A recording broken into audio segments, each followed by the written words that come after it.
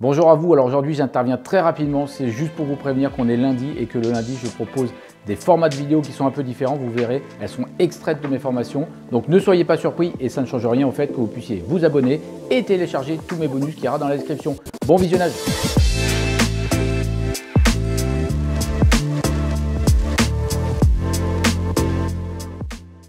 Bonjour, bienvenue dans ce cours 1 du module 3. Il est intitulé « Différence entre la visite d'appartements, de maisons et d'immeubles ». Effectivement, on va voir qu'il y a des différences quand on fait une visite en fonction du type de bien et notamment en termes de structure. Mark Twain disait « Tenez-vous loin des gens qui tentent de diminuer vos ambitions ». Une nouvelle fois, tout au long de ce module, on verra des petits proverbes qui n'ont qu'une obligation, c'est vous tenir en éveil face à l'état d'esprit et vous montrer aussi que beaucoup d'entrepreneurs et d'autres personnes j'allais dire de haut niveau, se servent beaucoup du développement de cet état d'esprit pour développer soit leur entreprise, soit leurs investissements. Alors, l'objectif du cours, c'est comprendre les différences simples. Quelles conséquences en termes de visite lorsqu'on va visiter soit une maison, un immeuble ou encore un appartement. Un petit rappel, une maison, c'est un lot au départ sans règle de copropriété. Un appartement, c'est un lot à l'origine avec peut-être des règles de copropriété ou même obligatoirement des règles de copropriété parce que si vous achetez un appartement unique qu'il est dans un immeuble ou dans une résidence, forcément il y aura un règlement de copropriété qui va régir cette résidence. L'immeuble, c'est un ensemble de lots, qu'il y ait une copropriété ou non. Alors, sans entrer dans les détails, c'est quand même important puisqu'une copropriété, ça permet au sein d'un immeuble de diviser le nombre de lots et donc de diviser le nombre d'appartements. Ça veut dire que si demain vous êtes propriétaire d'un immeuble, il y aura une différence.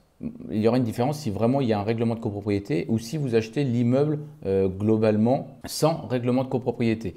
Pourquoi? Parce que ça veut dire qu'à la revente, vous revendrez un immeuble complet et non différents lots, différents appartements.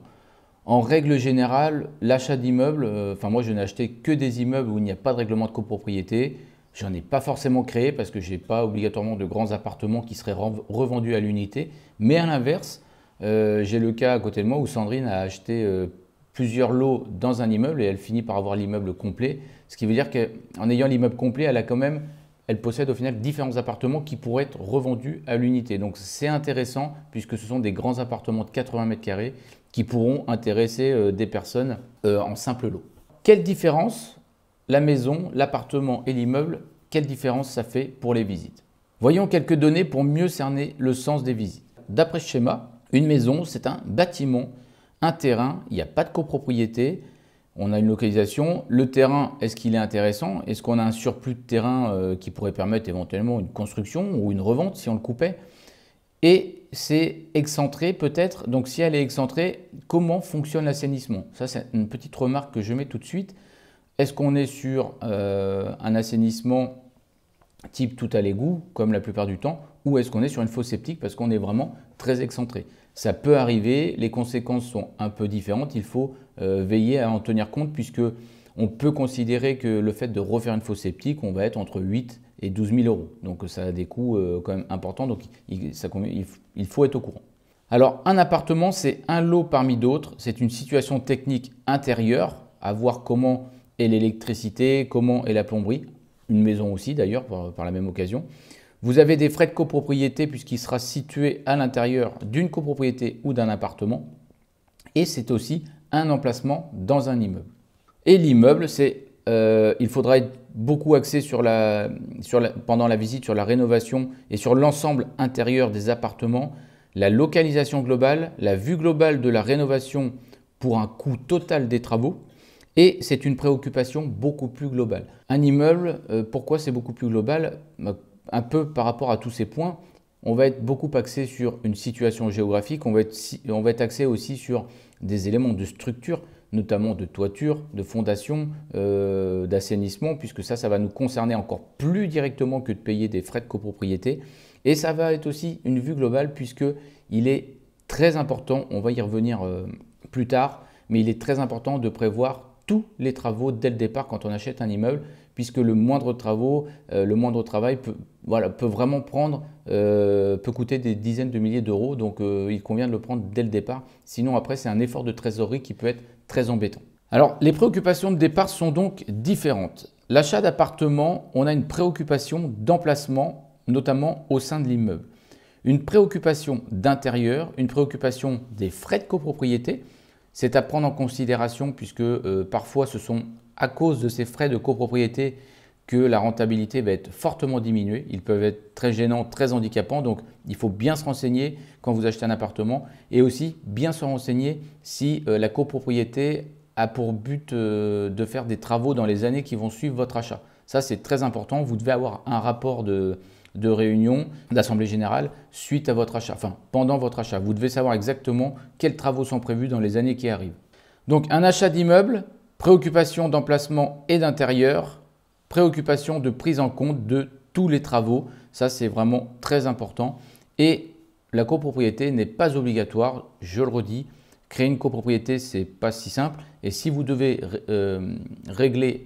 mettre en place un règlement de copropriété, ça nécessitera quand même l'intervention peut-être d'un notaire. Et voilà, il faudra bien être au clair sur les millièmes que constituent vos appartements au sein de l'immeuble. Donc, il faut vraiment que le jeu en veuille la chandelle. L'achat d'un appartement, alors les alentours de l'appartement vont nous concerner indirectement. Il y a donc les charges de copropriété. L'entretien de l'escalier des communs se paiera sous forme de charges mensuelles. Une partie des charges sera demandée au locataire.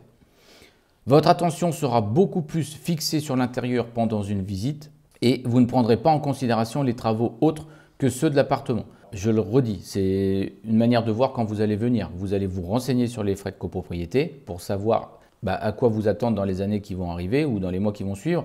Mais votre préoccupation principale, logiquement, vous savez que l'immeuble va être entretenu, vous savez que la copropriété va être entretenue. Il n'y a pas de raison que votre appartement soit inondé parce que vous n'avez pas fait attention à la toiture. J'ai envie de dire que c'est presque plus votre travail. Vous, votre travail, ce sera de savoir combien ça va coûter et quand les travaux sont prévus au sein de la copropriété. Par contre, quand vous allez visiter l'appartement, vous allez bien faire attention à l'intérieur et votre attention va être vraiment fixée sur justement l'intérieur et tous les points de rénovation qui vont avec. L'achat d'un immeuble, la situation totale vous importe, que ce soit l'extérieur, l'intérieur ou la structure. Vous allez prévoir tous les travaux. Je vous donne un exemple. Est-ce que la toiture est à refaire? Les communs doivent-ils être pris dans l'enveloppe travaux? Est-ce que l'assainissement est aux normes? Est-ce qu'on est bien relié au tout à l'égout? Est-ce qu'il faut rajouter une pompe? Est-ce que, peu importe, vous allez vous poser les vraies questions, que ce soit avec un artisan ou seul avec un peu d'expérience, mais vous allez devoir prendre en compte tous les travaux. Votre attention sera beaucoup plus fixée sur un ensemble global. Vous prendrez en considération les travaux en plus de ceux des appartements, en plus de la rénovation intérieure des appartements. Conclusion, en fonction de votre visite, votre regard va différer. Il va être important de connaître les points à vérifier pour un immeuble et il va être important de connaître les subtilités de la copropriété en cas d'achat d'appartement. Dans les prochains cours, je vais vous montrer des listes complètes pour aller vérifier ces points-là. Il faudra en tenir compte, il faudra les garder avec vous et il faudra surtout vous en servir et notamment quand vous allez débuter. Je vous dis à très bientôt pour le cours numéro 2.